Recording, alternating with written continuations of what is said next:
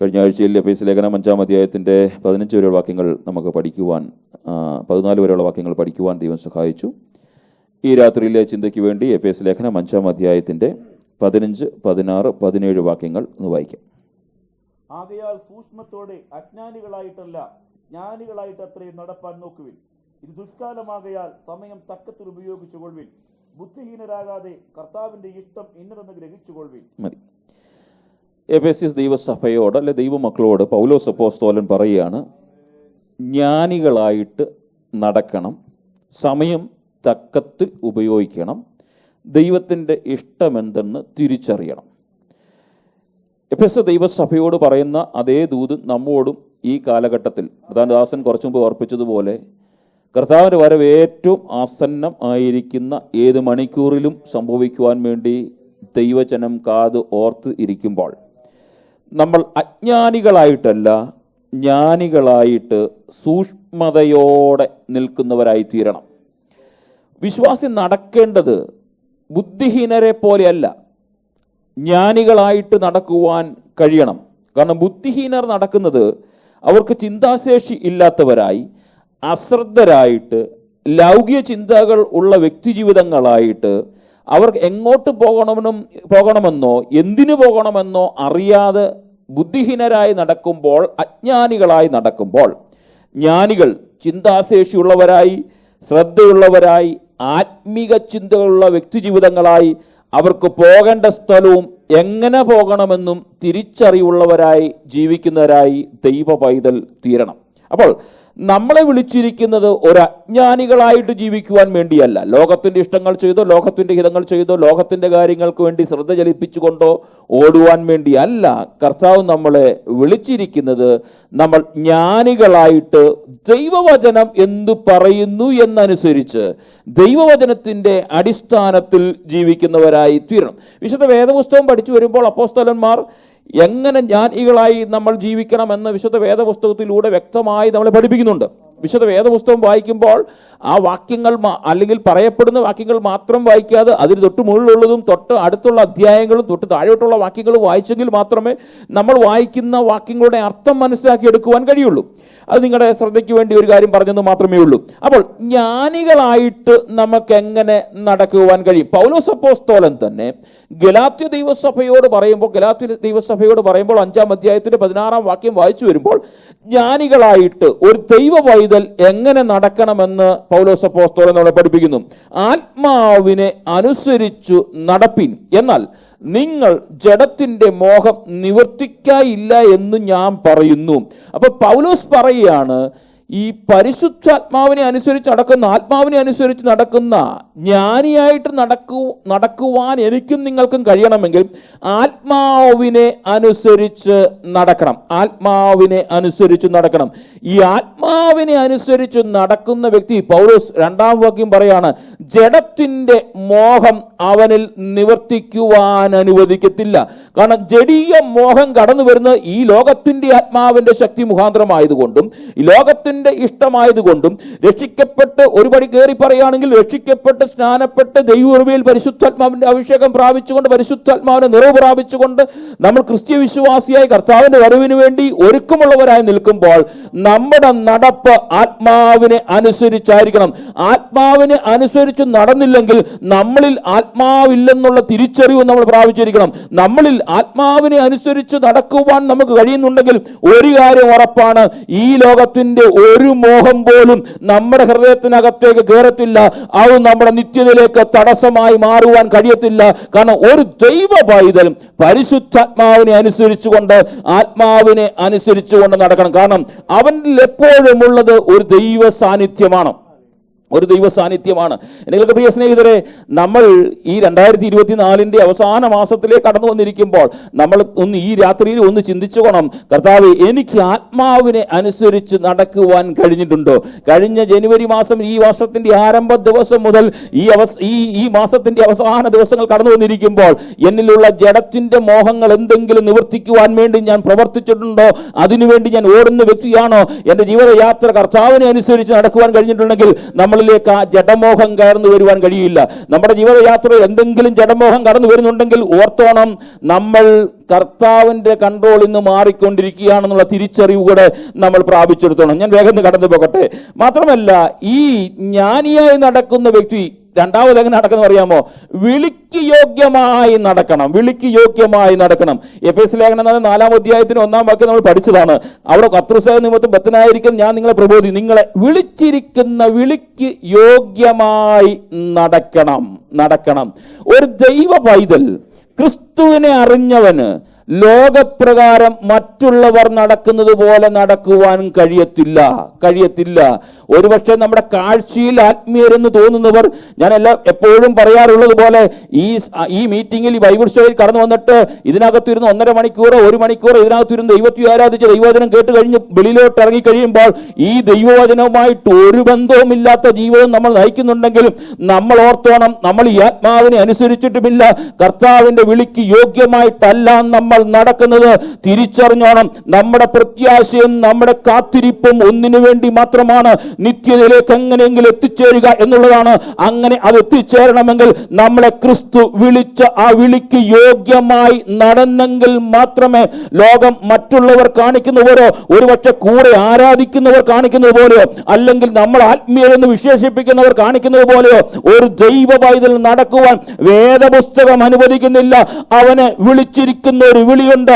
ആ വിളിക്ക് യോഗ്യമായി നടന്നെങ്കിൽ മാത്രമേ അത് മറ്റുള്ളവരെ പറഞ്ഞേക്കാം, അങ്ങനെ നടന്നാൽ എന്താ കുഴപ്പം, ഇങ്ങനെ നടന്നാൽ എന്താ കുഴപ്പം, ഇത് ചെയ്താൽ എന്താ കുഴപ്പം എന്നൊക്കെ മറ്റുള്ളവർ ചോദിച്ചെന്ന് വന്നേക്കാം. പക്ഷെ ഒരു ദൈവ പൈതൽ വേദപുസ്തകം അനുസരിച്ച്, വേദപുസ്തകം ദിനംതോറും വായിക്കുന്ന, വേദപുസ്തകം ധ്യാനിക്കുന്ന, ദൈവസന്നിധി പ്രാർത്ഥിക്കുന്ന ഒരു ദൈവ പൈതൽ പറയാൻ കഴിയും, എനിക്ക് നിങ്ങൾ നടക്കുന്നത് പോലെ നടക്കുവാൻ കഴിയത്തില്ല, എന്നെ വിളിച്ചിരിക്കുന്ന ഒരു വിളിയുണ്ട്, ആ വിളിക്ക് യോഗ്യമായി നടക്കുവാൻ കഴിയുള്ളൂ. കാരണം എന്റെ അകത്ത് വ്യാപിച്ചിരിക്കുന്നത് ലോകത്തിന്റെ ആത്മാവല്ല, ദൈവത്തിന്റെ പരിശുദ്ധാത്മാവാണ്. ആത്മാവിനെ അനുസരിച്ച് എനിക്ക് നടക്കുവാൻ കഴിയുള്ളൂ. എനിക്കൊക്കെ പ്രിയ സ്നേഹിതരെ, മറ്റുള്ളവർ കാണിക്കുന്നത് പോലെ അല്ല നമ്മൾ കാണിക്കേണ്ടത്. മറ്റുള്ളവർക്ക് മാതൃകയായി കർത്താവിനെ വിളിക്ക് അനുസരിച്ച് നടക്കുന്നവരായി തീരണം. ഇനിയും പൗലോസ് അപ്പോസ്തലൻ കൊലോസ്യ ലേഖനത്തിലേക്ക് കടന്നു വരുമ്പോൾ, 2-ാം അധ്യായത്തിന്റെ 6-ാം വാക്യത്തിലേക്ക് കടന്നു വരുമ്പോൾ, ഒരു ദൈവപൈതൽ ജ്ഞാനിയായിട്ട് എങ്ങനെ നടക്കണം? കൂട്ടായ്മയിൽ നടക്കുന്നവരായി തീരണം. ആകയാൽ നിങ്ങൾ കർത്താവായ യേശുക്രിസ്തുവിന്റെ കൈക്കൊണ്ടതുപോലെ അവന്റെ കൂട്ടായ്മയിൽ നടക്കുവീൻ. നമുക്കെപ്പോഴും ആരോടാ കൂട്ടായ്മയുള്ളത്? കർത്താവിനോട് കൂട്ടായ്മയിൽ നടക്കുവാൻ കഴിയണം. ഇന്ന് പ്രാർത്ഥിച്ചിട്ട് അടുത്ത വർഷത്തിന്റെ ആരംഭത്തിലല്ല കൂട്ടായ്മ ആചരിക്കാൻ കടന്നു വരുന്നത്. ജനുവരി മാസം 1-ാം തീയതി കഴിഞ്ഞ ശേഷം ഡിസംബർ മാസം 31-ാം തീയതി അല്ല കടന്നു വരേണ്ടത്. ദൈവമായിട്ടുള്ള എപ്പോഴും ഒരു കൂട്ടായ്മ ബന്ധത്തിൽ നടക്കുവാൻ കഴിയുന്നവന് മാത്രമേ ആ ദൈവമായിട്ട് കൂട്ടായ്മ ആചരിക്കാൻ കഴിയുള്ളൂ. അവന് മാത്രമേ ദൈവത്തിന്റെ ആത്മാവിനെ അനുസരിച്ച് നടക്കുവാനും കഴിയുള്ളൂ. നമ്മൾ ഈ കാണുന്നത് ഒന്നുമല്ല പരിശുദ്ധാത്മാവിന്റെ പ്രവൃത്തി എന്ന് നമുക്കറിയാം. ഈ പരിശുദ്ധാത്മാവിന്റെ പ്രവൃത്തി തിരിച്ചറിഞ്ഞ് ആ ആത്മാവിനെ അനുസരിച്ച് നടക്കണം. ഇനി മുന്നോട്ട് കടന്നു പോകട്ടെ. ഇനി വെളിച്ചത്തിൽ നടക്കുന്നവരായി തീരണം. യോഹന്നാന്റെ ലേഖനം 1-ാം അധ്യായത്തിന്റെ 7-ാം വാക്യം, വെളിച്ചത്തിൽ നടക്കുന്നവർ, അവൻ വെളിച്ചത്തിൽ ഇരുന്നതുപോലെ നാം വെളിച്ചത്തിൽ നടക്കുന്നുവെങ്കിൽ നമുക്ക് തമ്മിൽ കൂട്ടായ്മയുണ്ട്. അവന്റെ പുത്രനായ യേശുവിന്റെ രക്തം സകല പാപവും നമ്മെ ശുദ്ധീകരിക്കുന്നു. അപ്പോൾ ക്രിസ്തുവിനോടുള്ള കൂട്ടായ്മ ആചരിക്കണമെങ്കിൽ നാം ഇരുളിലല്ല നടക്കേണ്ടത്, വെളിച്ചത്തിൽ നടക്കുന്നവരായി തീരണം. കാരണം വെളിച്ചത്തിൽ നടക്കുവാനുള്ള ഒരു ഗൈഡൻസ് ആയിട്ട്, ഒരു കാര്യസ്ഥനായിട്ട് ഒരുവരെ നമ്മളിലേക്ക് വരമേൽപ്പിച്ചിരിക്കുന്നു. ആ വ്യക്തിയുടെ പേരാണ് പരിശുദ്ധാത്മാവ്. അത് ഗൈഡ് ചെയ്ത് നമ്മൾ നടത്തും. ഇരുളിലേക്ക് നമ്മൾ പോകുമ്പോൾ, ഇരുട്ടിലേക്ക് നമ്മൾ മാറുമ്പോൾ, മറ്റിതര കാര്യങ്ങളിലേക്ക് നമ്മൾ ശ്രദ്ധിക്കുമ്പോൾ അവൻ അകത്തുനിന്ന് പറയും, മോനെ മോളെ, നിനക്ക് പോകുവാനുള്ള സ്ഥലമല്ല, അത് ഇരുളാണ്, അത് ലോകത്തിന്റെ ഇരുൾ നിറഞ്ഞ സ്ഥലമാണ്. നീ വെളിച്ചത്തിലൂടെ എന്റെ പുറകെ കടന്നു വന്ന് ഞാൻ നിന്നെ ഗൈഡ് ചെയ്ത് ആ നിത്യതയിലേക്ക് എത്തിക്കാം. എന്നെ പ്രിയ സ്നേഹിതരെ, ആ ഇരുളിലേക്ക് നമ്മൾ പോയി കഴിഞ്ഞാൽ നമുക്ക് ആ നിത്യതയിലേക്ക് ചെല്ലുവാൻ വെളിച്ചമാകുന്ന കാര്യസ്ഥൻ നമ്മളെ വിട്ടുപോകും. നമ്മൾ തിരിച്ചറിഞ്ഞോണം. നമുക്കൊരു പക്ഷെ തോന്നും ഇവിടെ എന്തെങ്കിലും ഒട്ട് കാട്ടിക്കുട്ടി, ഇവിടെ എന്തെങ്കിലും പ്രകസനം നടത്തിക്കൊണ്ട് നമുക്ക് എങ്ങനെയെങ്കിലും മറ്റുള്ളവരുടെ കണ്ണിൽ പൊടിയിട്ട് മുന്നോട്ട് പോകാമെന്ന്, ഒരു വിശുദ്ധനെ നടിച്ചുകൊണ്ട് പോകാമെന്ന് ഒരു പക്ഷെ നമുക്ക് ഒരു പക്ഷെ തോന്നലുണ്ടായിരുന്നേക്കാം. പക്ഷേ നമ്മൾ പോയി നിൽക്കേണ്ട ഒരു സ്ഥലമുണ്ട്. അവിടെ ചെല്ലുമ്പോൾ നമ്മോട് ചോദ്യമുണ്ട്, ഞാൻ നിനക്ക് വേണ്ടി അയച്ച കാര്യസ്ഥനെ അനുസരിച്ചാണ് നിന്റെ വഴി നടന്നത്? അവന്റെ വെളിച്ചത്തിലാണ് നിനക്ക് നടക്കുവാൻ കഴിഞ്ഞത്? അതോ ലോകത്തിന്റെ ഇഷ്ടപ്രകാരമാണ് നടക്കുവാൻ കഴിഞ്ഞത്? നമുക്ക് എങ്ങനെയും ഈ ലോകത്ത് ജീവിച്ചെടുക്കുവാൻ കഴിയും. ഒന്നിലൊരു ആത്മീയനായിട്ട്, അല്ലെങ്കിൽ ഈ ലോകത്തിന്റെ ഇഷ്ടം ചെയ്ത് നമുക്ക് ജീവിച്ചെടുക്കുവാൻ കഴിയും. മാത്രമല്ല, യോഹന്നാന്റെ അതേ ലേഖനം തന്നെ 2-ാം അധ്യായത്തിന്റെ 6-ാം വാക്യത്തിലേക്ക് കടന്നു വരുമ്പോൾ പറയുന്നത്, അവൻ നടന്നതുപോലെ നടക്കണം. അവനിൽ വസിക്കുന്നു എന്ന് പറയുന്നവൻ ക്രിസ്തു നമ്മളിൽ വസിക്കുന്നു എന്ന് പറയുന്നെങ്കിൽ ക്രിസ്തു നടന്നതുപോലെ നമുക്ക് നടക്കുവാൻ കഴിയണം. ലോകത്തിലെ പാസ്റ്റർ നടന്നതുപോലെയല്ല, അല്ലെങ്കിൽ നമ്മൾ പറയുന്ന ആത്മീയരെന്ന് പേര് പറയുന്നവർ നടന്നതുപോലെയല്ല. നമുക്ക് കർത്താദാസൻ മുമ്പ് ഓർപ്പിച്ചതുപോലെ ഏറ്റവും വലിയ പ്രാസംഗികരായിരിക്കുന്ന, ഏറ്റവും വലിയ സുവിശേഷകനായിരിക്കുന്ന യേശു ക്രിസ്തു നടന്നതുപോലെ അവന്റെ ഉപദേശത്തിൽ അവൻ പറഞ്ഞിരിക്കുന്ന കാര്യങ്ങൾ പ്രമാണിച്ചുകൊണ്ട്, ഈ വേദപുസ്തകത്തിൽ പറഞ്ഞിരിക്കുന്നത് അതുപോലെ പ്രമാണിച്ചു നടന്ന് പരിശുദ്ധാത്മാവിനെ അനുസരിച്ച് കർത്താവിന്റെ കൂട്ടായ്മയിൽ കർത്താവ് വിളിക്ക് യോഗ്യമായി നടന്നെങ്കിൽ മാത്രമേ ആ കാഹളം ധ്വനിക്കുമ്പോൾ എനിക്കും നിങ്ങൾക്കും പോകുവാൻ കഴിയുള്ളൂ.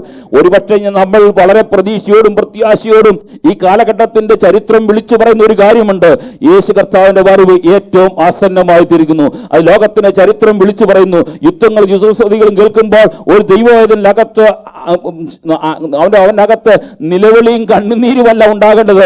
യുദ്ധങ്ങളും യുദ്ധസ്തുതിയും കേൾക്കുമ്പോൾ എനിക്ക് നിങ്ങൾക്ക് വളരെ പ്രതീക്ഷയോട് പറയണം, ഏത് നിമിഷവും എന്റെ കർത്താവ് വരും. അതിന്റെ ലക്ഷണമാണ് ഇത് കണ്ടുകൊണ്ടിരിക്കുന്നത്. ഈ ലോകത്തിന്റെ ഞാൻ നേടിയതും അധ്വാനിച്ചതെല്ലാം ഇവിടെ നഷ്ടപ്പെട്ടാലും ഒരു ദൈവവേദന സന്തോഷത്തോടെ അവൻ പറയാൻ കഴിയണം, കർത്താവ് അങ്ങയുടെ കാഹളം ധരിക്കുമ്പോൾ ആത്മാവിനെ അനുസരിച്ച് നടന്ന ഞാൻ ആ കാഹളത്തിന്റെ ശബ്ദം കേൾക്കുവാൻ കഴിയാതെ ഈ ലോകത്തിന്റെ ഇരുൾ എന്നെ മൂടുവാൻ കഴിയരുത്. ആ കാഹളത്തിന്റെ ശബ്ദം കേൾക്കുവാൻ വേണ്ടി എന്റെ കാതുകളെ തുറക്കണമേ എന്ന് ദൈവാത്മാവിൽ പ്രാർത്ഥിച്ചെടുക്കുവാൻ കഴിയണം. എന്റെ പ്രിയ സ്നേഹിതരെ, ഇനിയും അധികം നാളുകളൊന്നുമില്ല. നമുക്കിവിടെ ഒത്തിരി നേടി സമ്പാദിച്ച് ഒത്തിരി ആസ്വദിച്ച് ജീവിക്കാമെന്നൊന്നും നമ്മൾ പ്രതീക്ഷിക്കണ്ട. നമുക്ക് ആസ്വദിക്കുവാൻ, സന്തോഷിക്കുവാൻ ഒരിടമുണ്ട്. അത് കാൽവറി ക്രൂശിൽ നമുക്ക് വേണ്ടി യാഗമായി തന്ന ആ കർത്താവിന്റെ പൊന്മുഖത്തെ നോക്കിക്കൊണ്ട് ആരാധിക്കുന്ന ഒരു സുദിനമാണ്. ഈ ലോകത്തിൽ ഞാൻ നിങ്ങൾ ജീവിക്കുമ്പോൾ ഒരുപക്ഷെ ജനിച്ച കാലം മുതൽ 60 വയസ്സോ 70 വയസ്സോ എത്ര വയസ്സ് വരെ ആയിക്കോട്ടെ, ആ ജീവിതയാത്രയ്ക്കകത്ത് നമുക്ക് തന്നിരിക്കുന്നതെല്ലാം കർത്താവിനെ സമർപ്പിച്ചുകൊണ്ട് പറയാൻ കഴിയണം, കർത്താവ് ഈ ലോകത്ത് എനിക്ക് ഒരു പ്രസക്തിയും കിട്ടിയില്ലെങ്കിലും, ഒരു മാനവും ലഭിച്ചില്ലെങ്കിലും, ഒന്നും എനിക്ക് നേടുവാൻ കഴിഞ്ഞില്ലെങ്കിലും, എന്റെ കുഞ്ഞുങ്ങൾക്ക് നല്ല വിദ്യാഭ്യാസം കൊടുക്കുവാൻ കഴിഞ്ഞില്ലെങ്കിലും, എനിക്ക് നല്ലതുപോലെ നടക്കുവാൻ കഴിഞ്ഞില്ലെങ്കിലും, കർത്താവ് കാഹളം ധ്വനിക്കുമ്പോൾ അങ്ങയുടെ പൊന്മുഖത്തെ കണ്ടുകൊണ്ട് എനിക്ക് വേണ്ടി കാൽവരി ക്രൂശിൽ യാഗമായി തീർന്ന് അവസാന തുള്ളി രക്തം വരെ ഊറ്റിത്തന്ന അങ്ങയുടെ മുഖത്തേക്ക് നോക്കിക്കൊണ്ട് ആ പാദപീഠത്തിൽ നിന്ന് ഒരു സ്തോത്രം പറയാൻ കഴിഞ്ഞെങ്കിൽ അതാണ് ക്രിസ്ത്യ ജീവിതത്തിൽ ഏറ്റവും വലിയ ധനമെന്ന് പറയുന്നത്. ഇവിടെ നേടിയതൊന്നും ഒരു ധനമല്ല, ഇവിടെ നേടിയ പ്രസക്തിയൊന്നും ഒരു കർത്താവിന് മുൻപിൽ ഒന്നുമല്ല. നമുക്ക് പറയുവാനുള്ളത് ആ പൊന്മുഖത്തെ നോക്കുവാൻ കിട്ടുന്ന ഒരു അവസരമാണ്. ഞാൻ വേഗം കടന്നു പോകട്ടെ. 2-ാമത് പൗലോസ് അപ്പോസ്തലൻ ഇവിടെ പറയാണ്, സമയം തക്കത്തിൽ ഉപയോഗിക്കുക. ദുഷ്കാലമാകയാൽ സമയം തക്കത്തിൽ ഉപയോഗിക്കുക. അവസരം, സമയം, ഇന്ന് ലോകത്തിൽ ഏറ്റവും വലിയ ഇമ്പോർട്ടൻ്റ് ആയ ഒരു കാര്യമാണ് സമയം എന്ന് പറയുന്നത്. നമ്മളിൽ പലർക്കും സമയം 24 മണിക്കൂർ, ഒരു ദിവസം 24 മണിക്കൂർ തികയാതെ വരുന്നു. നമുക്ക് ഉറങ്ങുവാൻ സമയം ലഭിക്കുന്നു, നമുക്ക് മറ്റുള്ള കാര്യങ്ങൾ ചെയ്യുവാൻ സമയം ലഭിക്കുന്നു, നമുക്ക് ജോലി ചെയ്യാൻ സമയം ലഭിക്കുന്നു, നമ്മുടെ ഇതര കാര്യങ്ങളെല്ലാം ചെയ്യാൻ സമയം ലഭിക്കുന്നു. പക്ഷെ പലരോടും ചോദിച്ചാൽ പറയുന്നൊരു കാര്യമുണ്ട്, പാസ്റ്ററെ പ്രാർത്ഥിക്കാൻ സമയമില്ല, ദൈവവചനം വായിക്കാൻ സമയമില്ല, മറ്റുള്ള സഭയുടെ കാര്യങ്ങളോ വിശ്വാസികളെ വിസിറ്റ് ചെയ്യാനോ എനിക്ക് സമയം ലഭിക്കുന്നില്ല. പക്ഷെ ഇവിടെ പറയാണ്, ദുഷ്കാലമാകിയാൽ സമയം തക്കത്തിൽ ഉപയോഗിക്കണം. ഒരു വ്യക്തി തൻ്റെ സമയത്തെ നല്ല വിവേകപൂർവം ഉപയോഗിക്കുന്നവനായി തീരണം. ഒരു ആത്മീയനെ സംബന്ധിച്ചിടത്തോളം, ജ്ഞാനിയായ ഒരു ദൈവവചനെ സംബന്ധിച്ചിടത്തോളം അവന്റെ സമയം അവൻ തക്കത്തിൽ ഉപയോഗിക്കണം. കാരണം സമയത്തെ പാഴാക്കുന്നവനായി ഒരു ദൈവ പൈതൽ തീരരുത്. എന്റെ കുഞ്ഞുങ്ങളോട് ഉൾപ്പെടെ ഞാൻ പറയട്ടെ, സമയം തക്കത്തിൽ ഉപയോഗിക്കുന്നവരായി തീരണം. കാരണം നമ്മളെ മണിക്കൂറുകൾ ഇരുന്നു കൊണ്ട്, നമ്മുടെ ജീവിതയാത്രയിൽ നമ്മൾ ഇരിക്കുന്ന സമയങ്ങൾ വെറുതെ ഇരുന്നുകൊണ്ട് നമ്മൾ ഒരുപക്ഷെ മൊബൈലൊക്കെ നോക്കിക്കൊണ്ട് നമുക്ക് ഇതര കാര്യങ്ങളൊക്കെ ചെയ്ത് നമ്മൾ സമയത്തെ മണിക്കൂറുകൾ നമുക്ക് വേസ്റ്റ് ചെയ്യുന്നവരായി തീർന്നേക്കാം. ആ പോയ സമയങ്ങളൊന്നും നമുക്ക് തിരിച്ചെടുക്കുവാൻ കഴിയാത്തവരാണ്. പക്ഷെ ഒരു കാര്യം ഓർത്തോണം, ഒരു ദൈവ പൈതലിനെ ഇവിടെ ആക്കിയിരിക്കുന്ന ദൈവത്തിന്റെ പദ്ധതി, അവനെ ഏൽപ്പിച്ചിരിക്കുന്ന ഓരോ മിനിറ്റും കർത്താവിന്റെ മുൻപിൽ കണക്ക് കൊടുക്കണം. അത് പ്രസംഗിക്കുന്ന ഞാൻ ഉൾപ്പെടെ നമ്മൾ കർത്താവിന് മുൻപിലേക്ക് ചെല്ലുമ്പോൾ എന്നെ ഏൽപ്പിച്ചിരിക്കുന്ന ഉത്തരവാദിത്വം ഞാൻ പൂർണ്ണ വിശ്വസ്തയോടെ നിന്നോ എന്ന് ചോദിക്കുമ്പോൾ, ആ സമയത്തിന്റെ പൂർണ്ണതയിലേക്ക് ഞാൻ കടന്നു വരുമ്പോൾ അതിന് മറുപടി കൊടുക്കണമെന്നുള്ള കാര്യം നമ്മൾ മറന്നു പോകരുത്. മാത്രമല്ല, നമുക്ക് ലഭിക്കുന്ന അവസരങ്ങൾ നമ്മൾ പരമാവധി പ്രയോജനപ്പെടുത്തുന്ന വ്യക്തികളാണോ എന്ന് നമ്മൾ ഈ രാത്രിയിലും ഒന്ന് ശോധന ചെയ്യണം. നമ്മൾ സമയം ഉപയോഗിക്കുന്ന കാര്യത്തിൽ ഈ വർഷത്തിന്റെ ആരംഭ ദിവസം മുതൽ ഈ ഡിസംബർ മാസത്തിന്റെ ഈ ദിവസം വരെയും നമ്മൾ കടന്നു വന്നിരിക്കുമ്പോൾ എനിക്ക് ലഭിച്ച സമയം, എനിക്ക് തക്കതായ ദൈവീയ കാര്യങ്ങൾക്ക്, എന്നെ ഫലഫലിപ്പിച്ചിരിക്കുന്ന ഉത്തരവാദിത്തത്തിന് എനിക്ക് ഉപയോഗിക്കുവാൻ കഴിഞ്ഞിട്ടുണ്ടോ എന്ന് ഞാൻ നിങ്ങൾ ശോധന ചെയ്യണം. സഭയ്ക്ക് വേണ്ടി പ്രാർത്ഥിക്കുവാൻ വേണ്ടി, സഭയ്ക്ക് വേണ്ടി ഉപവസിക്കുവാൻ വേണ്ടി, സഭയിലെ വിശ്വാസികളെ വിസിറ്റ് ചെയ്യുവാൻ വേണ്ടി, മാത്രമല്ല ക്രിസ്തുവിനെ സാക്ഷ്യപ്പെടുത്തുന്ന കാര്യങ്ങളിൽ എൻ്റെ സമയം എനിക്ക് ഉപയോഗിക്കാൻ കഴിഞ്ഞിട്ടുണ്ടോ? ഞാൻ ചെയ്യുന്ന ജോലിയിൽ ഞാൻ സന്തോഷത്തോടെ എൻ്റെ സമയത്തെ ഉപയോഗിക്കാൻ കഴിഞ്ഞിട്ടുണ്ടോ? ദൈവത്തോടും കുടുംബത്തോടും വിശ്വസ്തയോടുകൂടി എൻ്റെ സമയത്തെ ഉപയോഗിച്ചെടുക്കുവാൻ കഴിഞ്ഞിട്ടുണ്ടോ? ക്രിസ്തുവിൻ്റെ നീതിക്ക് വേണ്ടി സംസാരിക്കുന്ന കാര്യത്തിൽ ഞാൻ എൻ്റെ സമയത്തെ ഉപയോഗിക്കുവാൻ കഴിഞ്ഞിട്ടുണ്ടോ? അതോ എൻ്റെ സമയം എന്നെ ഏൽപ്പിച്ചിരിക്കുന്ന ഉത്തരവാദിത്വത്തിൽ നിന്ന് ഞാൻ പലപ്പോഴും മടിയുള്ളവനായിട്ട്, ഞാൻ പലപ്പോഴും അലസ സ്വഭാവത്തോടുകൂടി എൻ്റെ ജീവിതത്തെ മുന്നോട്ട് നയിക്കുന്നവനായി തീർന്നിട്ടുണ്ടോ എന്ന് ഈ രാത്രിയിൽ ഒന്ന് ശോധന. കാരണം ഇത് ദുഷ്കാലമാണ്, ഇനി ദുഷ്കാലമാണ്. ഈ സമയത്തെ എനിക്ക് നിങ്ങൾക്കും തിരിച്ചെടുക്കുവാൻ കഴിയത്തില്ല. കർത്താവ് പ്രാർത്ഥിക്കാൻ തന്ന സമയം, ദൈവവചനം വായിക്കാൻ തന്ന സമയം, മറ്റുള്ളവർക്ക് ഇടിവിൽ നിന്ന് പ്രാർത്ഥിക്കുവാൻ വേണ്ടി തന്ന സമയം, ദൈവസഭയ്ക്ക് വേണ്ടി കണ്ണുനീര് ഒഴുക്കുവാൻ വേണ്ടി തന്ന സമയം, എനിക്ക് നിങ്ങൾക്കും അത് പൂർണ്ണതയിലേക്ക് എത്തിക്കുവാൻ കഴിഞ്ഞിട്ടില്ലെങ്കിൽ നമ്മൾ കണക്ക് കൊടുക്കേണ്ടവരാണെന്നുള്ള കാര്യം നമ്മൾ മറന്നു പോകരുത്. അത് ഞാനാണേലും നിങ്ങളാണേലും. കാരണം കർത്താവ് തന്ന സമയം, നമുക്ക് ആരോഗ്യം തന്നില്ലേ, നമുക്ക് പണം തന്നില്ലേ, നമുക്ക് വാഹന സൗകര്യം തന്നില്ലേ, നല്ല തലമുറകളെ തന്നില്ലേ? കഴിഞ്ഞ ദിവസം ദൈവദാസൻ ഓർപ്പിച്ചതുപോലെ ജോൺ സമേൽ എന്ന് പറയുന്ന ആ ദൈവദാസന് തലമുറകളെ 4 എണ്ണത്തിന് കൊടുത്തപ്പോൾ ആ തലമുറകളൊന്നും രോഗികളായി തീർന്ന ആ കിടക്കയിൽ കിടക്കുമ്പോഴും കർത്താവിന്റെ വേല ചെയ്യുവാൻ ആ ദൈവദാസൻ കാണിച്ച ശുഷ്കാൻ നമ്മൾ തിരിച്ചറിയണം. കണ്ണുനീരൊഴുക്കിക്കൊണ്ടും വേദന നിറഞ്ഞ ജീവിതയാത്രയിലും ക്രിസ്തുവിന് വേണ്ടി ആത്മാക്കളെ നേടുവാൻ വേണ്ടി അഹോരാത്രം ഓടിയൊരു ദൈവദാസനാണ്.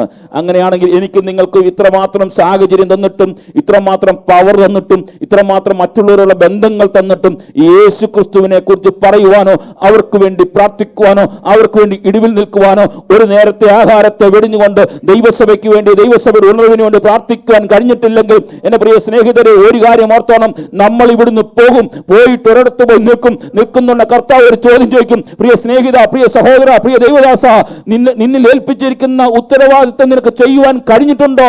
കഴിഞ്ഞിട്ടില്ലെങ്കിൽ ആ ചോദ്യത്തിന്റെ മറുപടി വേറെ രീതിയിലേക്കായി പോവും. നമ്മളാരും മറന്നു പോകരുതേ. നമ്മൾ വളരെ പ്രതീക്ഷയോടെ കൂടിയായിരിക്കുന്നത്.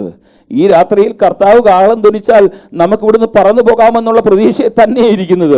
പക്ഷേ ഇന്ന് ഈ രാത്രിയിൽ, പുറകോട്ടുള്ള വർഷങ്ങളെല്ലാം പൊക്കോട്ടെ, ഈ ആണ്ടിന്റെ ആരംഭം മുതലൊന്ന് നോക്കിയാൽ മാത്രം മതി എത്രമാത്രം സമയത്തെ നമ്മൾ വേസ്റ്റ് ചെയ്തു. നമ്മൾ മൊബൈൽ ഗെയിം കളിക്കുവാനും, മൊബൈലിൽ യൂസ് ചെയ്യുവാനും, മറ്റുള്ള വാട്സപ്പോ ഫേസ്ബുക്കോ അല്ലെങ്കിൽ മറ്റ് ഇതര മാധ്യമങ്ങളോ ഒക്കെ നോക്കുവാൻ വേണ്ടി മണിക്കൂറുകൾ നമ്മൾ ചെലവിട്ടില്ലേ?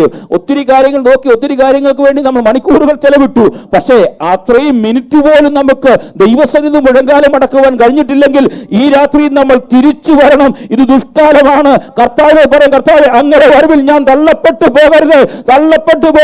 ഇതുവരെ എനിക്ക് അങ്ങനെ സംഭവിച്ചു പോയി, ഇതുവരെ ഞാൻ എന്റെ സമയത്തെ വേസ്റ്റ് ചെയ്തു. പക്ഷെ ഇന്നു മുതൽ ഞാൻ അങ്ങയുടെ സ്ഥലത്തേക്ക് സമർപ്പിക്കുന്നു. ഒരു മിനിറ്റ് പോലും വേസ്റ്റ് ചെയ്യാതെ അങ്ങയ്ക്ക് വേണ്ടി നിലകൊള്ളുവാൻ ഞാൻ എന്റെ ജീവിതത്തെ സമർപ്പിക്കുന്നു എന്ന് ദൈവസന്നിധിയിൽ പറയുവാൻ കഴിയണം. പൗലോസ് പറയാണ്, ദുഷ്കാലമാണ്, നിങ്ങൾ സമയത്തിൽ തക്കത്തിൽ ഉപയോഗിക്കണം. നിങ്ങൾ പറയുന്നത് പോലെ ഇനിയും അധിക സമയമില്ല. നിങ്ങൾക്ക് ഓടുവാനും അധ്വാനിക്കാനുമുള്ള സമയമാണ്. ഇനി നിങ്ങൾക്ക് ഇരുന്ന് വീട്ടിൽ സ്വസ്ഥതയോടെ ഇരിക്കുവാനുള്ള സമയമല്ല. നിങ്ങൾ ഓടി അധ്വാനിക്കുന്നവരായി തീരണം. നിങ്ങളുടെ ഓട്ടം വെറുതെ ആയി പോകാതിരിക്കുവാൻ ക്രിസ്തുവിന് വേണ്ടി നല്ലതുപോലെ ഓടുന്നവരായി തീരണം. കാരണം നാളുകൾ തീരുവാൻ പോകുന്നു. ഇത് ദുഷ്കാലമാകയാൽ ഇത് ഉടൻ കടന്നു പോകും. അന്നേരം കർത്താവിന് വേണ്ടി സാക്ഷ്യം വഹിക്കുവാനുള്ള അവസരം നമ്മളിൽ നിന്ന് നഷ്ടപ്പെട്ടു പോകും. ഉത്സാഹം കാണിക്കാനുള്ള അവസരം നഷ്ടപ്പെട്ടു പോകും. സംസാരിക്കാനുള്ള അവസരം നഷ്ടപ്പെട്ടു പോകും. സ്നേഹിക്കുവാനുള്ള അവസരം നഷ്ടപ്പെട്ടു പോകും. സുവിശേഷകനാകുവാനുള്ള അവസരം നഷ്ടപ്പെട്ടു പോകും. മാത്രമല്ല പ്രാർത്ഥിക്കുവാനുള്ള അവസരം നഷ്ടപ്പെട്ടു പോകും. കൊടുക്കുവാനുള്ള അവസരം നഷ്ടപ്പെട്ടു പോകും. കാരണം തക്കത്തിൽ ഉപയോഗിക്കുവാൻ നമുക്ക് കഴിഞ്ഞില്ലെങ്കിൽ, നമ്മുടെ ആരോഗ്യം നഷ്ടപ്പെട്ട് കഴിയുമ്പോൾ, കൈകൾക്ക് ബലമില്ലാതായി തീരുമ്പോൾ, കാലുകൾക്ക് ബലമില്ലാതായി തീരുമ്പോൾ, നമ്മുടെ നാക്കുകൾ കുഴയുമ്പോൾ, ഞാനും ഭവനത്തിൽ നിന്ന് പറയുകയാണ്, കർത്താവേ, എനിക്ക് ഒരു അവസരം കൂടി തന്നാൽ ഞാൻ ചർച്ചിൽ പോയിട്ട്, സഭായോഗത്തിൽ പോയിട്ട് കരമടിച്ച് ദൈവത്തെ ആരാധിച്ചോളാം. ഞാൻ ദൈവസന്നിധിയിൽ എനിക്ക് തരുന്ന ആയുസ് ഒരു ദിവസം കൂടി നീട്ടി തന്നാൽ കർത്താവിന് വേണ്ടി സാക്ഷിയായി തീർന്നോളാം എന്നൊക്കെ നമ്മൾ ഒരുപക്ഷെ പറയുവാൻ കഴിഞ്ഞേക്കാം. പക്ഷെ ആ അവസരം നമുക്ക് തന്നപ്പോൾ അത് ഉപയോഗിക്കാൻ കഴിഞ്ഞിട്ടില്ലെങ്കിൽ പിന്നീട് അത് ലഭിക്കത്തില്ലെന്ന കാര്യം കൂടി നമ്മൾ മറന്നു പോകണം. പ്രാർത്ഥിക്കുവാൻ നമുക്ക് എത്ര അവസരം കിട്ടി? കർത്താവിന് വേണ്ടി കൊടുക്കുവാൻ എത്രമാത്രം നമുക്ക് അവസരം കിട്ടി? ഇതൊക്കെ നമുക്ക് ഉപയോഗിച്ചെടുക്കുവാൻ കഴിഞ്ഞിട്ടുണ്ടോ എന്ന് ശോധന ചെയ്യണം പ്രിയ സ്നേഹിതരെ. ഒന്ന് ഈ രാത്രിയിൽ, ഈ ഒരു പുതുവർഷത്തിലേക്ക്, അല്ലെങ്കിൽ 2024 കഴിഞ്ഞിട്ട് 2025 നമ്മൾ പ്രവേശിക്കുമ്പോൾ, നമ്മൾ എന്നും ഒരുപോലെ നിൽക്കുവാൻ വേണ്ടി അല്ല കർത്താവ് നമ്മളെ കുറിച്ച് ആഗ്രഹിക്കുന്നത്. നമ്മൾ ഇന്നും വന്ന് എല്ലാ വെള്ളിയാഴ്ചയും വന്ന് കർത്താവിനെ ആരാധിക്കുന്നു, ബുധനാഴ്ച വന്ന് കർത്താവിനെ ആരാധിക്കുന്നു, ഞായറാഴ്ച വരുന്നു. ഇവിടെ വന്നിട്ട് കടന്നു പോകുന്നവരായിട്ട് വേണ്ടിയല്ല, വളരെ ഉത്സാഹത്തോടുകൂടി കർത്താവിന് വേണ്ടി ഈ മരുഭൂമിയിൽ വേറെങ്ങുമാക്കിയില്ല. ഈ മരുഭൂമിയിൽ കൊണ്ട് നമ്മളെ ആക്കേണ്ട ഉദ്ദേശം എന്നറിയാമോ? ഇവിടെ ചില ആത്മാക്കളെ നേടി ക്രിസ്തുവിലേക്ക് അടുത്ത് ചെല്ലുവാൻ വേണ്ടിയാണ്. അവന് നമ്മൾ കഠിനാധ്വാനം ചെയ്യണം. നമ്മുടെ ഉറക്കത്തെ മാറ്റിവെക്കണം. നമ്മുടെ ഇതര കാര്യങ്ങളെ മാറ്റിവെക്കണം. നമ്മൾ യൂസ് ചെയ്ത് കളയുന്ന മറ്റുള്ള ഇതര മാധ്യമങ്ങൾ ഉപയോഗിച്ച് കളയുന്ന സമയത്തെ മാറ്റിവെച്ചിട്ട് ദൈവസന്നിധിയിൽ മുഴങ്കാലുകളെ മടക്കിയിട്ട് കർത്താവിനോട് പ്രാർത്ഥിക്കുന്നവരായി, ദൈവദേശത്തിന് വേണ്ടി, കുടുംബങ്ങൾക്ക് വേണ്ടി, ദൈവസഭയ്ക്ക് വേണ്ടി പ്രാർത്ഥിക്കുന്നവരായി തീരുവാൻ കഴിഞ്ഞെങ്കിൽ ആ കർത്താവിന്റെ വരവിൽ നമുക്കൂടെ എടുക്കപ്പെടുവാൻ കഴിയും. മാത്രമല്ല, ഇവിടെ പൗലോസ് അപ്പോസ്തലൻ പറഞ്ഞ ഒരു ചിന്തകൻ ഇപ്രകാരമാണ് പറയുന്നത്, നമ്മൾ ഏറ്റവും കൂടുതൽ സമയം കളയുന്നത് ഈ സോഷ്യൽ മീഡിയകൾക്ക് വേണ്ടിയാണ്. മാത്രമല്ല, ഇതര കാര്യങ്ങൾക്ക് വേണ്ടി, നമ്മുടെ ആവശ്യങ്ങൾക്ക് വേണ്ടി നമ്മൾ പോയിട്ട് അനേക സമയങ്ങൾ നമ്മൾ സ്പെൻഡ് ചെയ്യും. പക്ഷേ നമുക്ക് ദൈവസഭയ്ക്കകത്ത് വന്ന് മുഴങ്കാലും മടക്കിയിരിക്കുവാൻ 1 മണിക്കൂർ കഴിയുമ്പോൾ മുതൽ നമുക്ക് വിമ്മിഷ്ടമുണ്ടാകും. നമ്മുടെ ആവശ്യങ്ങൾക്ക് വേണ്ടി, എൻ്റെ ഭാഷയിൽ പറഞ്ഞാൽ, ഒരു ഹോട്ടലിൽ പോയി ആഹാരത്തിന് വേണ്ടി നമ്മൾ എത്ര നേരം എവിടെയും കാത്തിരിക്കും, നമുക്ക് ഇഷ്ടപ്പെട്ട ആഹാരത്തിന് വേണ്ടി. പക്ഷെ മുഴങ്കാലുകളെ മടക്കിയിട്ട് ദൈവസന്നിധിയിൽ നമുക്ക് എത്ര നേരം ഇരിക്കാൻ കഴിയും? എൻ്റെ പ്രിയ സ്നേഹിതരെ, ഈ പ്രസംഗിക്കുന്ന ഞാൻ ഉൾപ്പെടെ ഒരു കാര്യം പറയാം.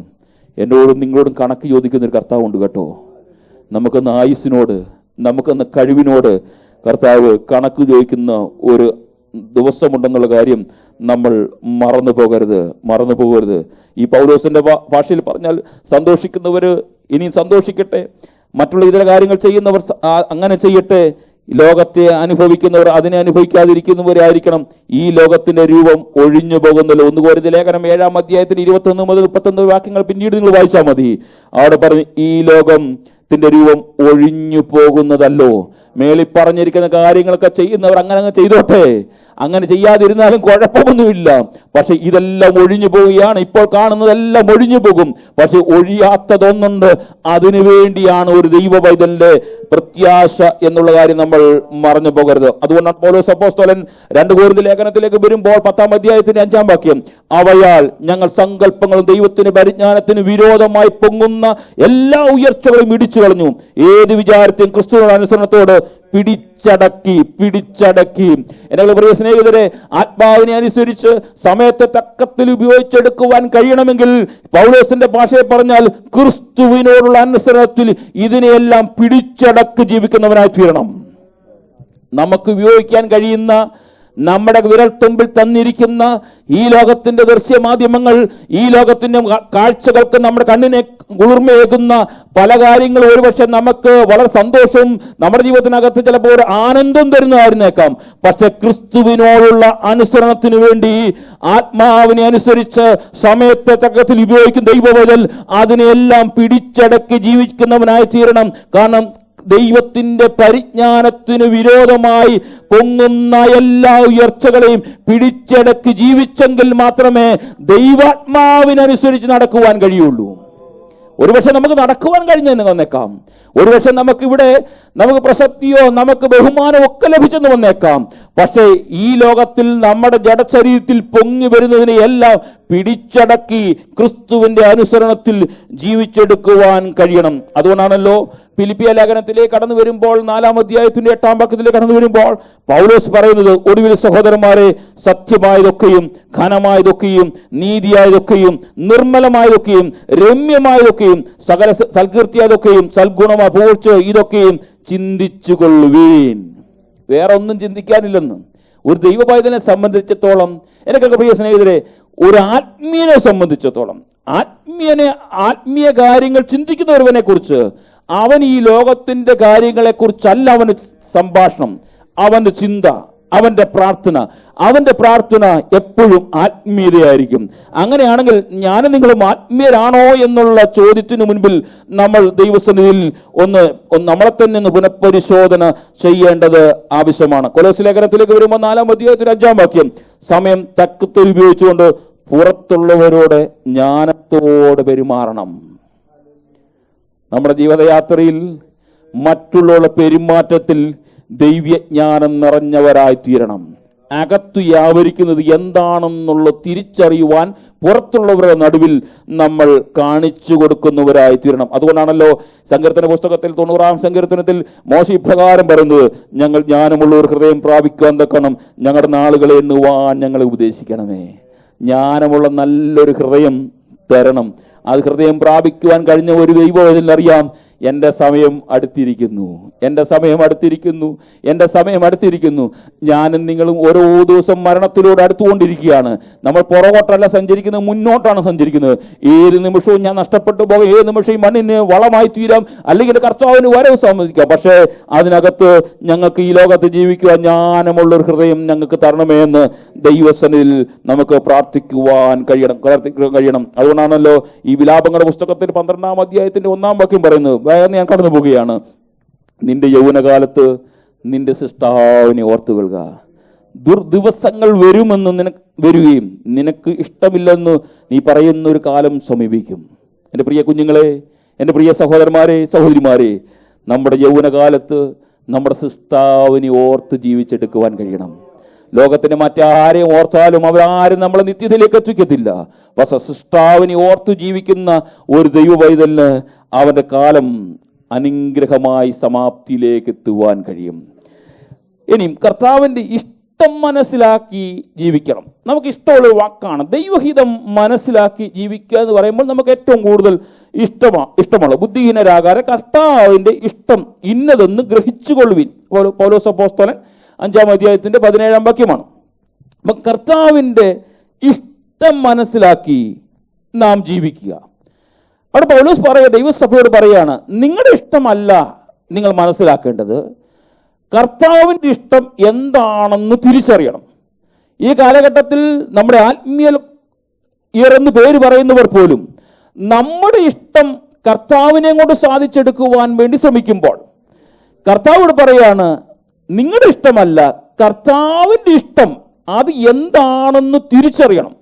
അത് തിരിച്ചറിയണമെങ്കിൽ നമ്മൾ മുഴങ്കാലുകളിൽ ഇരിക്കണം, ദൈവത്തോട് പ്രാർത്ഥിക്കണം.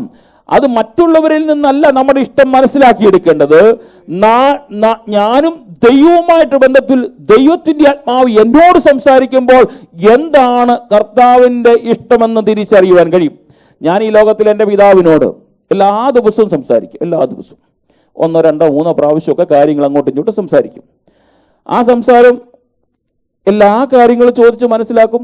എൻ്റെ കാര്യങ്ങൾ അങ്ങോട്ട് പറയും, അവിടുത്തെ കാര്യം ഇങ്ങോട്ട് പറയും. ആ സംഭാഷണം ഒരാഴ്ചയിൽ 1 പ്രാവശ്യമായി മാറി, ചിലപ്പോൾ ഒരു മാസത്തിൽ ഒന്നായി മാറി അകന്നകന്നു പോകുമ്പോഴാണ് എനിക്ക് അന്നേരം കോശിപ്പാസ്റ്ററിന് സഹായം വേണ്ടി വരുന്നത്.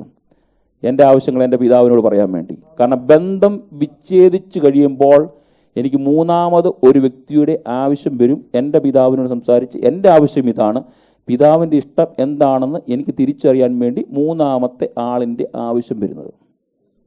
കാര്യം നിങ്ങൾക്ക് പിടികിട്ടി കാണും. ഞാൻ എൻ്റെ പിതാവിൻ്റെ സന്നിധിയിലേക്ക് മുഴങ്കാലുകൾ മടക്കി കഴിഞ്ഞപ്പോൾ കർത്താവിൻ്റെ ഇഷ്ടം എന്താണെന്ന് എന്നോട് പറയുവാൻ കഴിയണമെങ്കിൽ ഞാനും ദൈവവുമായിട്ടൊരു ബന്ധം എപ്പോഴും ഉണ്ടായിരിക്കണം. ആ ദൈവവുമായിട്ട് എനിക്ക് ബന്ധമില്ലാതെ വരുമ്പോൾ എനിക്ക് മറ്റുള്ളവരെ ആശ്രയിക്കേണ്ടതായി വരും. പൗലോസ് പറയാണ്, കർത്താവിൻ്റെ ഇഷ്ടം എന്താണെന്ന് നിങ്ങൾ ഗ്രഹിക്കണം. മനസ്സിലാക്കുക എന്നുള്ള വാക്കിൻ്റെ അർത്ഥം മനസ്സുകൊണ്ട് കാണുക എന്നാണ്. മനസ്സുകൊണ്ട് ഗ്രഹിക്കുക, മനസ്സുകൊണ്ട് കാണുക എന്നാണ്. ദൈവവചനം അറിയുന്നതിലൂടെയാണ് ഈ ആഗ്രഹം, കർത്താവിൻ്റെ ഇഷ്ടം എന്താണെന്ന് നമുക്ക് തിരിച്ചറിയാൻ കഴിയുള്ളൂ.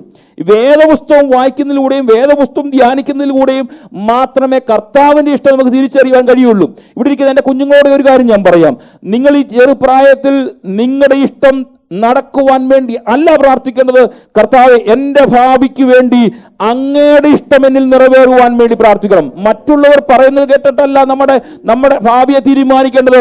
കർത്താവിന് ശബ്ദം കേൾക്കുന്നവരായി നിങ്ങൾ മാറുന്നവരായി തീരണം. കാരണം കർത്താവുമായിട്ട് നിങ്ങൾക്കൊരു ബന്ധമുണ്ടെങ്കിൽ മാത്രമേ, ഞാൻ ആദ്യം ഓർപ്പിച്ചതുപോലെ, ആത്മാവിനെ അനുസരിച്ച് നടക്കുവാൻ കഴിയുള്ളൂ. ഈ ആത്മാവിനെ അനുസരിച്ച് നടന്നെങ്കിൽ മാത്രമേ കർത്താവിൻ്റെ ഇഷ്ടം നമ്മുടെ ഫ്യൂച്ചർ ലൈഫിൽ എന്താണെന്നുള്ള തിരിച്ചറിയുവാൻ നമുക്ക് കഴിയുള്ളൂ എന്ന കാര്യം നമ്മൾ മറന്നു പോകരുത്. ദൈവവചനം അറിയുന്നതിലൂടെ നമുക്കിത് സാധിച്ചെടുക്കുവാൻ കഴിയും.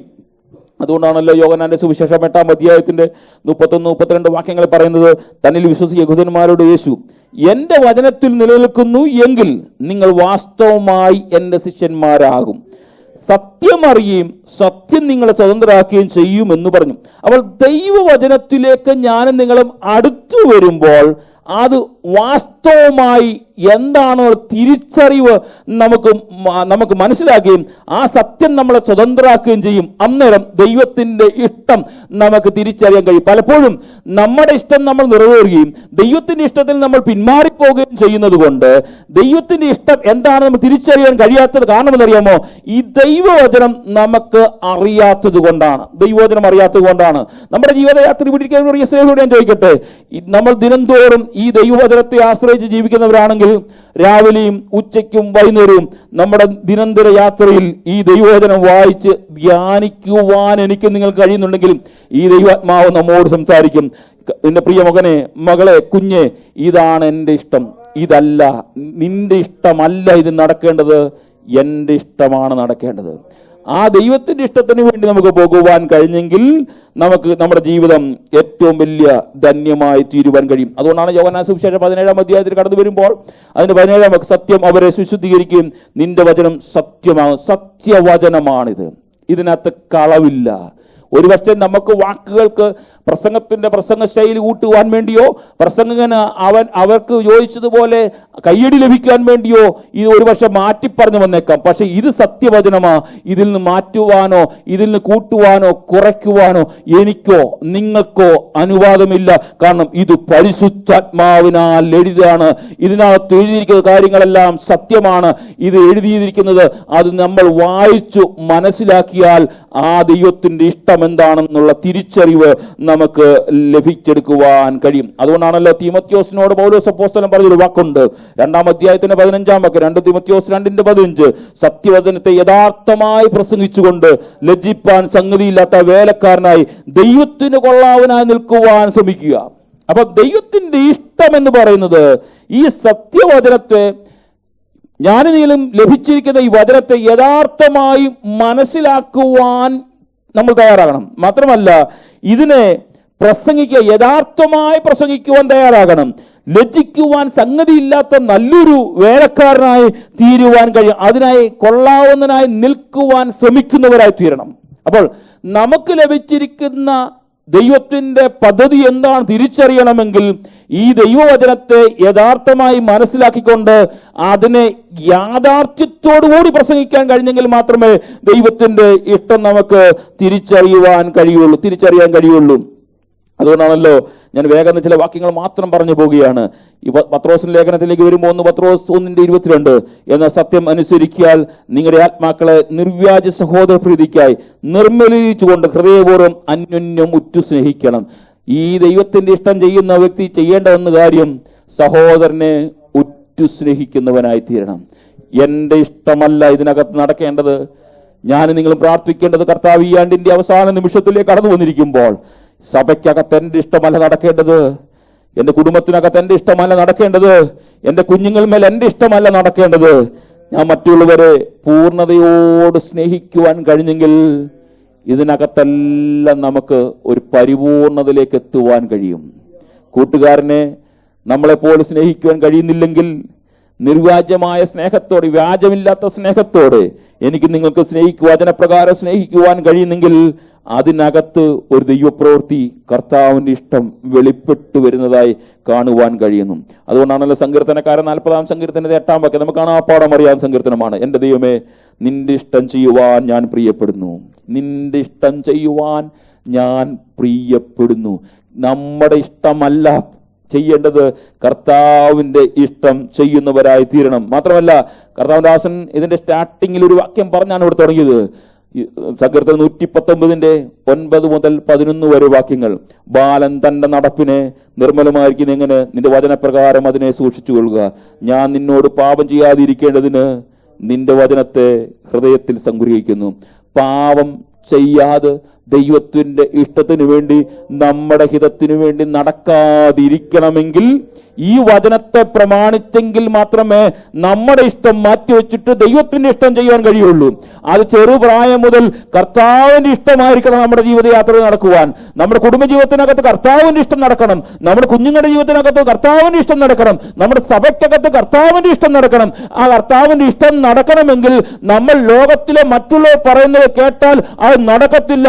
വചനം കേട്ട് വചനത്തെ അനുസരിക്കുവാൻ കഴിയുന്നെങ്കിൽ ആ വചനം അകത്തേ കയറുമ്പോൾ ലോകത്തിന്റെ ജഡത്തിന്റെ മോഹമാകുന്ന പാപം നമ്മളിലെ അകത്ത് മാറിപ്പോയിട്ട് കർത്താവിന്റെ ഇഷ്ടം ദൈവസഭയ്ക്കകത്ത്, കുടുംബത്തിനകത്ത്, കുഞ്ഞുങ്ങളുടെ ജീവിതത്തിനകത്ത് നിറവേറുവാൻ കഴിയും.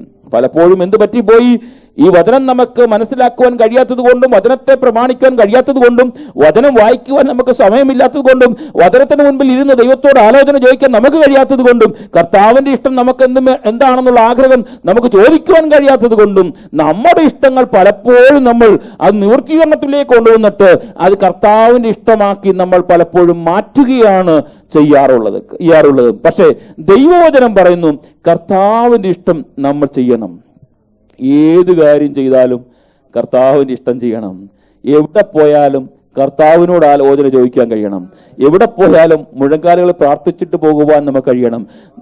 എൻ്റെ ഒരു സുഹൃത്ത് പണ്ടൊരിടത്ത് ഒരു ഹോട്ടലിൽ ഫുഡ് കഴിക്കാൻ വേണ്ടി കയറിയപ്പോൾ അദ്ദേഹം പറഞ്ഞു, പ്രാർത്ഥിച്ചിട്ട് പറഞ്ഞു ഇവിടുന്ന് ഫുഡ് കഴിക്കേണ്ടെന്ന് പറഞ്ഞു. നല്ല വിശപ്പോട് നിൽക്കുന്ന സമയത്ത് അദ്ദേഹം പറയും ഇവിടുന്ന് ഫുഡ് കഴിക്കണ്ട. ഞങ്ങൾ പോയി അവിടുന്ന്. പക്ഷെ പിറ്റേ ദിവസം മംഗലാപുരത്ത് ആ സമയത്ത് ഉണ്ടായിരുന്നവർക്കറിയാം, ആ ഹോട്ടൽ അടച്ചു പൂട്ടി. അവിടുന്ന് ഫുഡ് കഴിച്ചവർക്കെല്ലാം ഫുഡ് പോയിസണായി. ഞാൻ പറഞ്ഞ ആശയം നിങ്ങൾക്ക് മനസ്സിലായോ? ദൈവസന്നിധി പ്രാർത്ഥിക്കണം, കർത്താവ് അങ്ങയുടെ ഇഷ്ടം എൻ്റെ ജീവിതത്തിനകത്ത്. അത് ചെയ്യണമെങ്കിൽ ഈ ആത്മാവിനെ അനുസരിച്ച് നടക്കണം. കാരണം ആത്മാവിനെ അനുസരിച്ച് നടക്കുന്നവന് മാത്രമേ ഗൈഡൻസ് തരികയുള്ളൂ. ഗൈഡൻസ്, നമ്മൾ ഏത് പാതയിലൂടെ പോകണമെന്ന് ഗൈഡൻസ് തരുന്നത് നമ്മുടെ സ്വയമാകരുത്. കർത്താവേ, അങ്ങയുടെ ഇഷ്ടം, ഞാൻ പോകുന്നത്, ഞാൻ ചെയ്യുന്നത്, ഞാൻ നിൽക്കുന്നത്, ഞാൻ ആരാധിക്കുന്നത് എല്ലാം അങ്ങയുടെ ഇഷ്ടപ്രകാരം ആയിത്തീരും. കാരണം പരിശുദ്ധാത്മാവനാണ് നേതൃത്വം നമുക്ക് നൽകി തരേണ്ടത്. നേതൃത്വം നൽകി തരുന്നത് പരിശുദ്ധാത്മാവാണ്. അതുകൊണ്ടാണല്ലോ യോഹന്നാന്റെ സുവിശേഷം 14-ാം അധ്യായത്തിന്റെ 26-ാം വാക്യം, എങ്കിലും പിതാവ് എന്റെ നാമത്തിൽ അയപ്പുള്ള പരിശുദ്ധാത്മ എന്ന കാര്യസ്ഥൻ നിങ്ങൾക്ക് സകലവും ഉപദേശിച്ചു തരും. ഞാൻ നിങ്ങളോട് പറഞ്ഞതൊക്കെയും നിങ്ങളെ ഓർമ്മപ്പെടുത്തുകയും ചെയ്യും. അപ്പോൾ ഈ പരിശുദ്ധാത്മാവ് ഗൈഡൻസ് തരുന്ന, കർത്താവിന്റെ ഇഷ്ടം നടത്തി തരുവാൻ വേണ്ടി നമ്മളെ ഏൽപ്പിച്ചിരിക്കുന്ന പരിശുദ്ധാത്മാവ് ഇവിടെ പറഞ്ഞിരിക്കുകയാണ്, നിങ്ങൾക്ക് വേണ്ടിയുള്ള സകലത്തെയും ഉപദേശിച്ചു തരുന്നതാണ് ഈ പരിശുദ്ധാത്മാവ്. അതിനൊരു വ്യത്യാസവുമില്ല. നമ്മൾ ചെയ്യേണ്ട കാര്യങ്ങളെല്ലാം അതാത് സമയത്ത്. എൻ്റെ വ്യക്തിപരമായ ജീവിതത്തിൽ എനിക്കറിയാം, എന്നോട് ദൈവാത്മാവ് ഞാൻ ദൈവസന്നിധി മുഴങ്കാലുകളെ മടക്കി കഴിയുമ്പോൾ ആ പാത കറക്റ്റായിട്ട് ഉപദേശിച്ച് എനിക്ക് തരും. അങ്ങനെയാണെങ്കിൽ എനിക്ക് പ്രിയ സ്നേഹിതരെ, നമ്മൾ മുഴങ്കാലുകളെ മടക്കി കഴിഞ്ഞാൽ നമ്മൾ പോകേണ്ട പാത എങ്ങോട്ടാണെന്നുള്ള കാര്യം കർത്താവ് പരിശുദ്ധാത്മാവ് നമുക്ക് ഉപദേശിച്ചു തരുവാൻ ഇടവരും. യോഹന്നാന്റെ സുവിശേഷം 16-ാം അധ്യായത്തിൽ ഞാൻ വേഗം കടന്നു പോകട്ടെ. 16-ാം അധ്യായത്തിന്റെ 7-8 വാക്യങ്ങൾ. എന്നാൽ ഞാൻ നിങ്ങളോട് സത്യം പറയുന്നു, ഞാൻ പോകുന്നു നിങ്ങൾക്ക് പ്രയോജനം. ഞാൻ പോകാഞ്ഞാൽ കാര്യസ്ഥൻ നിങ്ങളുടെ അടുക്കൽ വരികയില്ല. ഞാൻ പോയാൽ അവൻ നിങ്ങളുടെ അടുക്കലായിരിക്കും. അവൻ വന്നു പാപത്തെക്കുറിച്ചും നീതിയെക്കുറിച്ചും ന്യായവിധിയെക്കുറിച്ചും ലോകത്തിനു ബോധം വരുത്തും. അവൻ പരിശുദ്ധാത്മാവിന്റെ ഉദ്ദേശം എന്തുവാ? നമ്മൾ നടക്കുന്ന വഴിയിൽ നമ്മൾ എങ്ങനെ നടക്കണമെന്ന്, ദൈവത്തിന്റെ ഇഷ്ടം ഏതാണെന്ന് തിരിച്ചറിഞ്ഞ് നമ്മളെ വഴി നടത്തുന്ന ഒരു ദൈവത്തിന്റെ ആത്മാവാണ്. അതുകൊണ്ടാണ് റോമാലേഖനം പൗലോസ് അപ്പോസ്തലൻ പറയുന്നത് 8-ാം അധ്യായത്തിന് 4-5 വാക്യങ്ങൾ, ജഡത്തിന്റെ ചിന്ത ദൈവത്തോട് ശത്രുത്വമാകുന്നു, അത് ദൈവത്തിന്റെ ന്യായപ്രമാണത്തിന് കീഴ്പ്പെടുകയില്ല, കീഴടക്കുവാൻ കഴിയുന്നതുമില്ല. ജഡസ്വഭാവമുള്ളവർക്ക് ദൈവത്തെ പ്രസാദിപ്പിക്കുവാനും കഴിയില്ല. ഒരു വാക്കോട് കയറി പറയാം, ദൈവത്തിന്റെ ഇഷ്ടം അവർക്ക് മനസ്സിലാക്കിയെടുക്കുവാനും കഴിയില്ല. നിങ്ങൾ പ്രിയ സ്നേഹിതരെ, ജഡത്തിന്റെ ചിന്ത ദൈവത്തോട് ശത്രുത്വമാണ്. നമ്മൾ ആത്മാവിനെ അനുസരിച്ച് നടക്കുന്നെങ്കിൽ ജഡീ ചിന്തകൾ നമ്മൾ വിട്ടേ മതിയാകുകയുള്ളൂ. കാരണം നമ്മൾ ജഡത്തിന്റെ ചിന്ത ദൈവത്തോട് ശത്രുതമാണ്. ആ ദൈവത്തിന്റെ ന്യായപ്രമാണത്തിന് കീഴ്പ്പെടുന്നതല്ല, കീഴ്പ്പെടുവാൻ കഴിയുന്നതുമല്ല. ജഡസ്വഭാവമുള്ളവർക്ക് ദൈവത്തെ പ്രസാദിപ്പിക്കുവാൻ കഴിയില്ല. നമ്മുടെ അകത്തിരിക്കുന്ന എന്തെങ്കിലും ജഡസ്വഭാവങ്ങൾ ഉണ്ടെങ്കിൽ അതുകൊണ്ട് ദൈവസനയിൽ കടന്നു വന്നിരുന്നിട്ട് ഒരുപക്ഷെ മറ്റുള്ളവർ എൻ്റെ ജീവിതത്തിനകത്ത്, എൻ്റെ ശരീരത്തിനകത്ത്, എൻ്റെ ജീവിതയാത്ര എന്തെങ്കിലും ജഡത്തിന്റെ സ്വഭാവം എനിക്കുണ്ടെങ്കിൽ ഒരുപക്ഷെ ഇവിടെ ഇരിക്കുന്ന ദൈവദാസന്മാരെ കണ്ണിൽ പൊടിയിടുവാൻ എനിക്ക് കഴിഞ്ഞേക്കാം.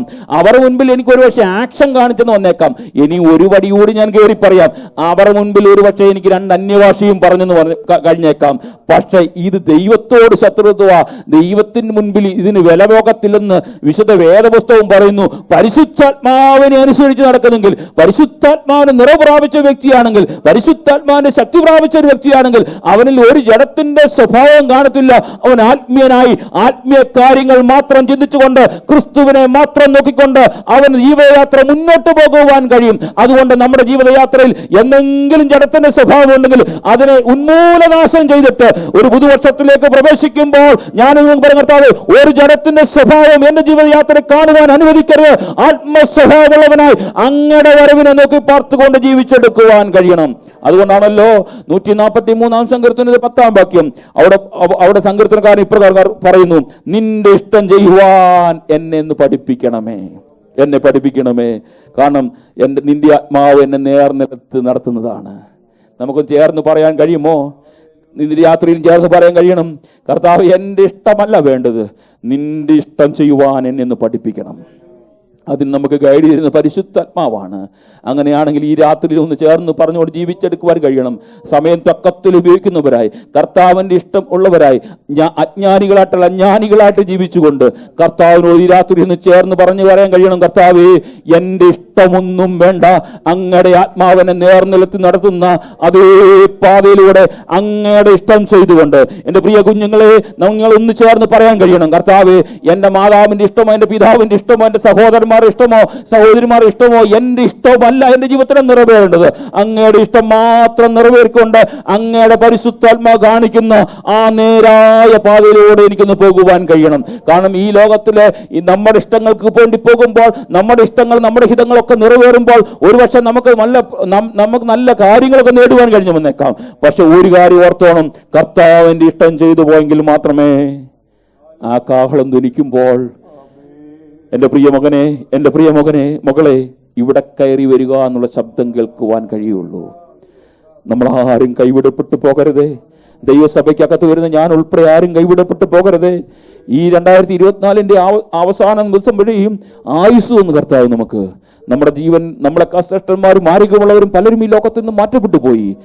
പക്ഷെ ഒരു ആയുസ് കൂടെ തന്നേക്ക്. എന്തിനു വേണ്ടി അറിയാമോ? കർത്താവിന് സന്നിധി വിശ്വസ്തയോടെ ജീവിക്കാൻ വേണ്ടി, ആ ആത്മാവിനെ അനുസരിച്ച് ജീവിച്ചെടുക്കുവാൻ വേണ്ടി, ആ കർത്താവിൻ്റെ ഇഷ്ടം ചെയ്ത് നമ്മൾ ക്രിസ്തു ജീവിതം മുന്നോട്ട് നയിക്കുവാൻ സർവശക്തിയുള്ള ദൈവം നമ്മളെ സഹായിക്കട്ടെ. ഈ വചനം കർത്താവ് നമ്മെ അനുഗ്രഹിക്കുമാറാകട്ടെ. ആമേൻ.